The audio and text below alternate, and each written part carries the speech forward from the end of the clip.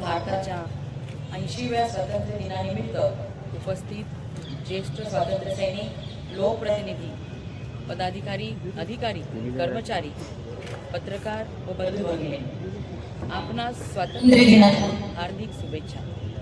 स्वातंत्र्य दिवस आपल्या सर्वांसाठी अमूल्य आहे. हा दिवस एक राष्ट्रीय सण म्हणून साजरा करण्यात येतो. ज्या वीर लेखकांनी स्वातंत्र्यासाठी आपल्या प्राणाची आहुती दिली त्या वीर मित्रांना मी नमन करते. त्यांच्या बलिदानासाठी आपण सर्व त्यांचे ऋणी आहोत. आपल्या जिल्ह्यातील स्वातंत्र्य सैनिकांचे स्वातंत्र्य लढ्यातील योगदानही अत्यंत मोलाचे आहे व यापासून युवा पिढीने अवश्य प्रेरणा घेतली पाहिजे. आपले महाराष्ट्र हे पुरोगामी राज्य म्हणून ओळखले जाते. स्वराज्याचे प्रणेते छत्रपती शिवाजी महाराज, सामाजिक सुधारणेचे प्रणेते महात्मा ज्योतिबा फुले, सामाजिक समतेचा पाया रचणारे राजश्री शाहू महाराज व भारतीय राज्यघटनेचे शिल्पकार भारतरत्न डॉक्टर बाबासाहेब आंबेडकर यांच्यासह आपल्या राज्याला विविध समाज सुधारकांची वैभवशाली परंपरा लाभलेली आहे. त्या सर्वांचे प्रेरक स्मरण करणे आणि त्यांच्या आदर्शांसोबत उज्ज्वल वाटचाल करणे हे आपले कर्तव्य आहे. जनतेच्या मनात स्वातंत्र्य लढ्याच्या आठवणी तेवत राहाव्यात. स्वातंत्र्य संग्रामात योगदान देणाऱ्या क्रांतिकारकांचे स्मरण व्हावे व देशभक्तीची भावना कायमस्वरूपी जनमानसात राहावी या उद्देशाने सध्या हर घर तिरंगा हे अभियान राबवण्यात येत आहे. या अभियानात परभणीकरांनी उत्स्फूर्तपणे सहभाग घेतला त्याबद्दल मी तुमची आभारी आहे. आपला परभणी जिल्हा आता गतीने विकासाकडे वाटचाल करीत आहे. शेती, शिक्षण, उद्योग, ऊर्जा, आरोग्य आदींसह विविध क्षेत्रात जिल्ह्याची प्रगती होत आहे. आगामी काळातही विविध योजना उपक्रमांच्या माध्यमातून परभणी जिल्हा विकासात पुढे राहील याची मी ग्वाही देते. मला सांगण्यास आनंद होतो की आपल्या शेतकरी बांधवांना कर्जाच्या दुष्टचक्रातून मुक्त करण्यासाठी राज्य शासनाने पुण्यश्लोक अहिल्यादेवी होळकर शेतकरी कर्जमुक्ती ही ऐतिहासिक योजना जाहीर केली आहे. महत्त्वाचे म्हणजे या योजनेची प्रत्यक्ष अंमलबजावणी सुरू झाली आहे. या योजनेअंतर्गत आपल्या जिल्ह्यातील सुमारे 1,60,769 शेतकऱ्यांना कर्जमाफीचा लाभ होणार आहे. पहिल्या यादीत पात्र शेतकरी संख्या 79,855 आहे. यासाठी तब्बल 582 कोटी रुपयांची कर्जमाफी होणार आहे. दरम्यान राज्य स्तरावर नुकत्याच जाहीर झालेल्या पहिल्या यादीत परभणी जिल्ह्यातील सुमारे 7,870 पात्र शेतकऱ्यांच्या कर्ज खात्यामध्ये तब्बल 60,04,00,000 रुपये जमा झाले आहेत. हा शेतकरी बांधवांसाठी निश्चितच मोठा दिलासा आहे. उर्वरित पात्र शेतकऱ्यांनाही लवकरच कर्जमाफीचा लाभ मिळणार तर 50,000 रुपयांच्या प्रोत्साहनपर लाभाची यादीही लवकरच जाहीर होणार आहे. माझी विनंती आहे की पात्र शेतकऱ्यांनी तातडीने आधार प्रमाणीकरण करून घ्यावे आणि फार्मर आयडी काढून घ्यावे. शेतकरी बांधव कर्जमुक्त, सक्षम आणि समृद्ध व्हावा यासाठी शासन सदैव शेतकऱ्यांच्या पाठीशी खंबीरपणे उभे आहे. राज्य शासनाने दिवंगत माजी मुख्यमंत्री आदरणीय सुधाकररावजी नाईक यांचा जन्मदिवस 21 ऑगस्ट हा जलसंधारण दिन म्हणून साजरा करण्याचा निर्णय घेतला आहे. या निमित्ताने आज दिनांक 15 ते 21 ऑगस्ट दरम्यान जलसंधारण सप्ताह राबविण्यात येणार आहे. या कालावधीत जलसंधारणाविषयक विविध उपक्रम राबविण्यात येणार आहे. 21 ऑगस्ट रोजी आयोजित महा वॉकेथॉन वॉक फॉर वॉटर या उपक्रमात सर्व नागरिकांनी उत्स्फूर्तपणे सहभागी व्हावे. जलसंधारण ही लोक चळवळ बनवून जलस्रोत बळकट करणे हीच आदरणीय नाईक साहेबांना खरी आदरांजली ठरेल. त्यामुळे सर्व उपक्रमात नागरिकांनी सक्रिय सहभाग घ्यावा असे मी आवाहन करते.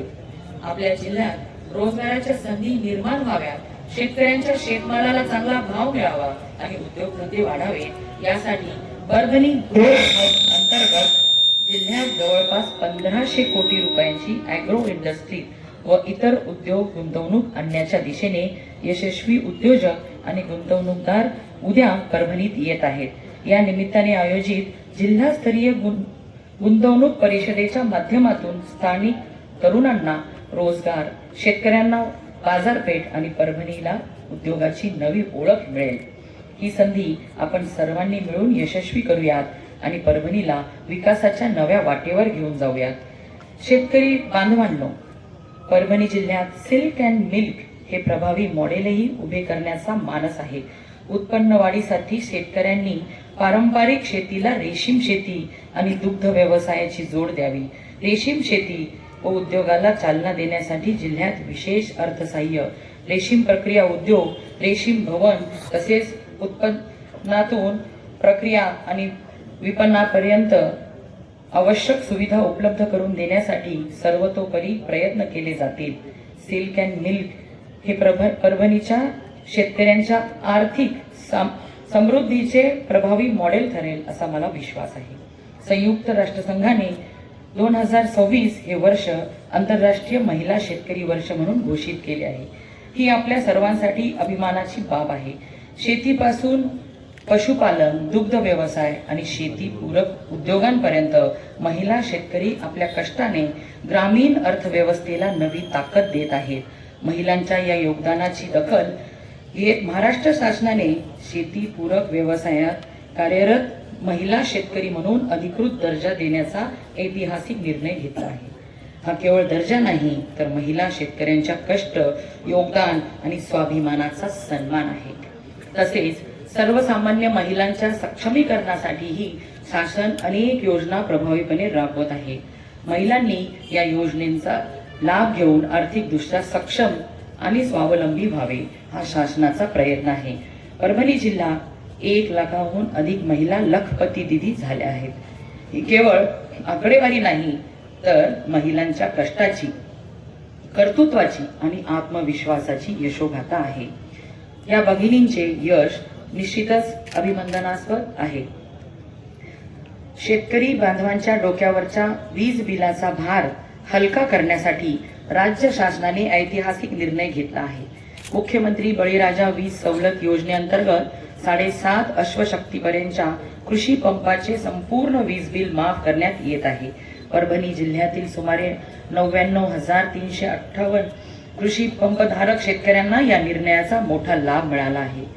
वर्ष 2024-25 ते 26-27 या कालावधीत तब्बल 622 कोटी 90 लक्ष रुपयांचे कृषी पंपाचे वीज बिल माफ करण्यात आले आहे.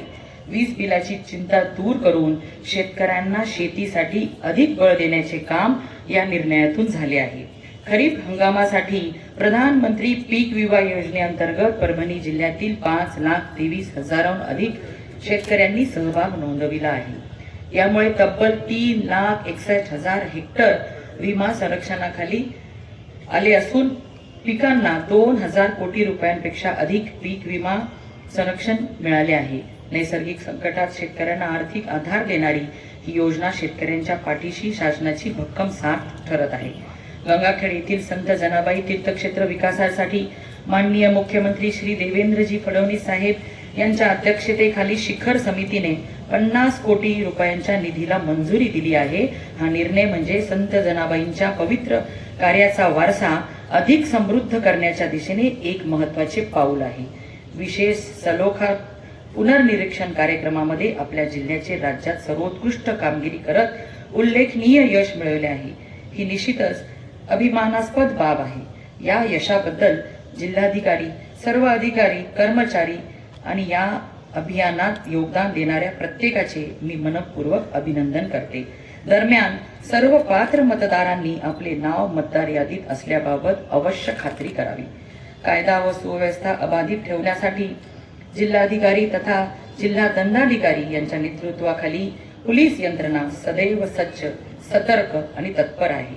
शांतता व सुव्यवस्था राखण्यासोबतच नागरिकांच्या सुरक्षिततेला सर्वोच्च प्राधान्य देत पोलीस विभाग लोकाभिमुख उपक्रम प्रभावीपणे राबवत आहे. यामुळे पोलीस आणि जनता यांच्यातील विश्वास व संवाद अधिक दृढ होत आहे. ही निश्चितच कौतुकाची बाब आहे. याबाबत मी जिल्हा पोलीस अधीक्षक व पोलीस विभागातील सर्व अधिकारी व कर्मचाऱ्यांचे अभिनंदन करते. राज्याच्या प्रादेशिक संतुलित विकासासाठी शासनाने आपल्या परभणी जिल्ह्याचा आकांक्षित जिल्हा कार्यक्रमात समावेश केला आहे.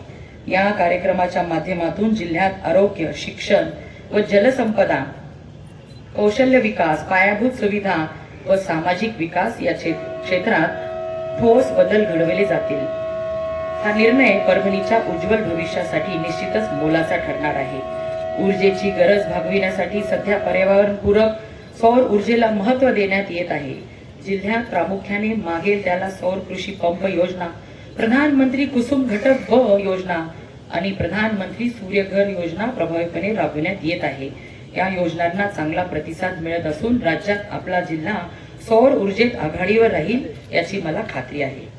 परभणी जिल्ह्यात आरोग्याच्या सुविधा अधिक बळकट करण्यावर सातत्याने भर दिला जात आहे. मला सांगण्यास आनंद वाटतो की महाराष्ट्र राज्य आरोग्य सेवा स्तरावरील महत्वाच्या आरोग्य निर्देशकानुसार परभणी जिल्हा रुग्णालयाने सलग 2 वेळा राज्यात प्रथम क्रमांक पटकावत संपूर्ण जिल्ह्याचा अभिमान उंचावला आहे. परभणी जिल्हा रुग्णालयात नवीन कॅथलॅबचे काम पूर्ण झाले असून लवकरच त्याचे लोकार्पण होणार आहे. जिल्हा रुग्णालयात MRI सुविधा सुरू झाली आहे. आतापर्यंत सुमारे 1000 रुग्णांनी या सेवेचा लाभ घेतला आहे. आरोग्य सेवांच्या बाबतीत आपला जिल्हा निश्चितपणे आघाडीवर राहील याची मी ग्वाही देते. प्रत्येक गाव निरोगी, जागरूक आणि सशक्त व्हावे या उद्देशाने माझं गाव आरोग्य संपन्न गाव हे महत्वाकांक्षी अभियान जिल्ह्यात प्रभावीपणे राबवण्यात येत आहे. या अभियानात स्थानिक स्वराज्य संस्था, आशा कार्यकर्त्या, अंगणवाडी सेविका आणि आरोग्य कर्मचारी सक्रियपणे सहभाग घेत आहेत. लोकसहभागातून हे अभियान अधिक प्रभावी होत असून परभणी जिल्हा आरोग्य संपन्न गावांच्या दिशेने ठोस पाऊल टाकत आहे. महसूल विभाग हा शासनाच्या योजनांची प्रभावी अंमलबजावणी करणारा महत्वाचा दुवा आहे. या विभागातील अधिकारी कर्मचाऱ्यांचे मनोबल वाढावे आणि त्यांच्या सेवेला योग्य प्रोत्साहन मिळावे यासाठी सेवा विषयक प्रगतीला विशेष प्राधान्य देण्यात येत आहे. महसूल विभागातील एकूण 34 कर्मचाऱ्यांना पदोन्नती देण्यात आली आहे. तसेच 102 अधिकारी कर्मचाऱ्यांना आश्वासित प्रगती योजनेचा लाभ देण्यात आला आहे. ही कार्यवाही म्हणजे कर्मचाऱ्यांच्या सेवेला सन्मान, त्यांच्या कार्याला प्रोत्साहन आणि त्यांच्या प्रगतीला शासनाची सकारात्मक साथ देणारी उल्लेखनीय बाब आहे. तसेच महसूल विभाग लोकाभिमुख, पारदर्शक आणि गतिमान करण्यासाठी शासनाने ठोस निर्णय घेतले आहेत. या निर्णयांचा लाभ तळागाळातील शेवटच्या घटकापर्यंत पोहोचविण्यासाठी शासन कटिबद्ध आहे. याच उद्देशाने जिल्ह्यात छत्रपती शिवाजी महाराज महसूल समाधान शिबिर अभियान प्रभावीपणे राबविण्यात आले. माननीय मुख्यमंत्री श्री देवेंद्र फडणवीस साहेब यांच्या जन्मदिन दिवसानिमित्त आणि माननीय दिवंगत माजी उपमुख्यमंत्री अजितदादा पवार साहेब यांच्या जयंतीनिमित्त या अभियानाला व्यापक स्वरूप देण्यात आले. या अभियानातून तब्बल 30,000हून अधिक नागरिकांना विविध लोककल्याणकारी योजनांचा लाभ देण्यात आला. शासनाचा निर्णय थेट जनतेच्या दारी पोहोचविणे हाच या अभियानाचा खरा हेतू आहे. उल्लेखनीय बाब म्हणजे 1984 ते 2002 या कालावधीत वसंतराव नाईक मराठवाडा कृषी विद्यापीठ गट ड संवर्गात नियुक्त झालेल्या प्रकल्पग्रस्त कर्मचाऱ्यांच्या कुटुंबातील आणखी एका पात्र व्यक्तीला विशेष बाब म्हणून शासकीय सेवेत संधी देण्यास शासनाने सहमती दर्शविली आहे. यामुळे संबंधित प्रकल्पग्रस्त कुटुंबांना मोठा दिलासा मिळणार असून त्यांच्या कुटुंबातील पात्र सदस्यांना रोजगाराची नवी संधी उपलब्ध होणार आहे. शेती हा ग्रामीण भागातील अत्यंत जिव्हाळ्याचा विषय आहे. शेतकऱ्यांना गट क्रमांक आणि जुना सर्वे क्रमांक याबाबत होणारी अडचण दूर करण्यासाठी परभणी जिल्हा प्रशासनाने गतिमान प्रशासनातून एक अभिनव उपक्रम हाती घेतला आहे. जिल्ह्यातील 852 ग्रामपंचायतीमध्ये डिजिटल गाव नकाशा उपलब्ध करून देण्यात येणार आहे. या नकाशावर गट व सर्वे क्रमांकासह ग्राम रस्ते, पानन रस्ते, शिव रस्ते, गावठाण व गायरान यांची माहिती विविध रंगात स्पष्टपणे दर्शविली जाईल.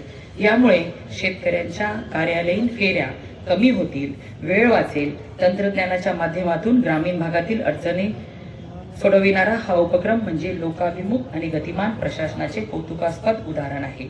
तरुणांच्या हाताला रोजगार आणि त्यांच्या स्वप्नांना नवी दिशा देण्यासाठी शासन कटिबद्ध आहे. याच उद्देशाने परभणी जिल्ह्यात पंडित दीनदयाल उपाध्याय रोजगार मेळाव्यांचे आयोजन करण्यात येते। एप्रिल महिन्यापासून आतापर्यंत 7 रोजगार मेळावे घेण्यात आले असून या माध्यमातून जिल्ह्यातील अनेक तरुणांना रोजगाराच्या संधी उपलब्ध करून देण्यात आल्या आहेत। अण्णासाहेब पाटील आर्थिक मागास विकास महामंडळामार्फत राबविण्यात येत असलेल्या वैयक्तिक कर्ज व्याज परतावा योजनेअंतर्गत परभणी जिल्ह्यात आतापर्यंत सुमारे 2435 लाभार्थ्यांना रुपये 392 कोटीचे कर्ज बँकांमार्फत व्यवसायासाठी वाटप करण्यात आले आहे। यापैकी 2230 लाभार्थ्यांना एकूण 18 कोटी इतका व्याज परतावा देण्यात आला आहे। पात्र व गरजू रुग्णांसाठी मुख्यमंत्री वैद्यकीय सहायता निधी आधार ठरत आहे। परभणी जिल्ह्यात चालू वर्षात एप्रिल महिन्यापासून 457 रुग्णांना सुमारे 2,79,00,000 रुपयांची वैद्यकीय आर्थिक मदत वितरित करण्यात आली आहे। माननीय मुख्यमंत्री देवेंद्र फडणवीस साहेब यांच्या दूरदृष्टीतून या उपक्रमासाठी जिल्हा कक्षाची स्थापना, पेपरलेस अर्ज प्रक्रिया, तातडीने अर्जाचा निपटारा करणे आदी सकारात्मक बदल करण्यात आले आहेत। स्वतःच्या घरकुलाचे स्वप्न पूर्ण होण्यासाठी शासनाच्या अनेक योजना आहेत। रमाई आवास योजना, शबरी आवास योजना, यशवंतराव चव्हाण मुक्त वसाहत योजना, प्रधानमंत्री आवास योजना, पुण्यश्लोक अहिल्यादेवी होळकर घरकुल योजना, मोदी आवास घरकुल योजना आदी योजनांचा पात्र लाभार्थ्यांनी अवश्य लाभ घ्यावा। कामगारांच्या कल्याणासाठी शासन अनेक योजना राबवित आहे, त्याचा लाभ कामगारांनी घ्यावा। जिल्ह्यात गुंतवणूक व निर्यात वाढीकरता प्रयत्न केले जात आहेत। या माध्यमातून रोजगाराच्या नवनवीन संधी उपलब्ध होतील। समाजातील मागासवर्गीय घटकांचा सर्वांगीण विकास हा आपल्या सर्वांच्या प्रगतीसाठी अत्यंत महत्त्वाचा आहे। याच उद्देशाने सामाजिक न्याय विभागाकडून शिक्षण, रोजगार, स्वयंरोजगार, कौशल्य विकास आणि आर्थिक सहाय्य अशा विविध क्षेत्रांमध्ये अनेक कल्याणकारी योजना प्रभावीपणे राबविल्या जात आहेत। या योजनांचा पात्र लाभार्थ्यांनी अवश्य लाभ घेऊन आपले जीवन अधिक सक्षम व समृद्ध करावे। जिल्ह्याच्या क्रीडा विकासावरही प्राधान्याने भर दिला जात आहे। जिल्ह्यातील खेळाडूंना दर्जेदार क्रीडा सुविधा मिळाव्यात यासाठी प्रत्येक तालुक्यात क्रीडा संकुल उभारण्यात येत आहे। परभणी जिल्ह्यात पूर्णा व जिंतूर येथे क्रीडा संकुलाची कामे पूर्ण झाली असून सेलू व गंगाखेड येथील कामे अंतिम टप्प्यात आहेत। मानवत क्रीडा संकुलासाठी जागा उपलब्ध करून देण्यात आली आहे, तर पालम तालुक्यात पेठ शिवणे येथे क्रीडा संकुलासाठी जागा उपलब्ध करून देण्याची कारवाई सुरू आहे। परभणी जिल्ह्यातील जनतेचे प्रश्न सोडविणे, त्यांच्या जीवनमानात सुधारणा घडवणे, शेतकरी, महिला, तरुण, कामगार आणि विद्यार्थ्यांसाठी नवनवीन योजना राबविणे हे उद्दिष्ट ठेवून आपल्या सर्वांच्या अपेक्षा पूर्ण करण्यासाठी मी सदैव तत्पर राहीन। जनतेच्या हितासाठी राज्य सरकार अनेक लोकोपयोगी योजना प्रभावीपणे राबवित आहे। आपल्या जिल्ह्यातील या सर्व योजना यशस्वीपणे राबविण्यात येतील अशी मी ग्वाही देते। आपले महाराष्ट्र राज्य व परभणी जिल्ह्याच्या सर्वांगीण विकासासाठी आपण सर्वजण एकजुटीने प्रयत्न करूया। पुन्हा एकदा आपणा सर्वांना स्वातंत्र्य दिनाच्या हार्दिक शुभेच्छा। धन्यवाद। जय हिंद, जय महाराष्ट्र।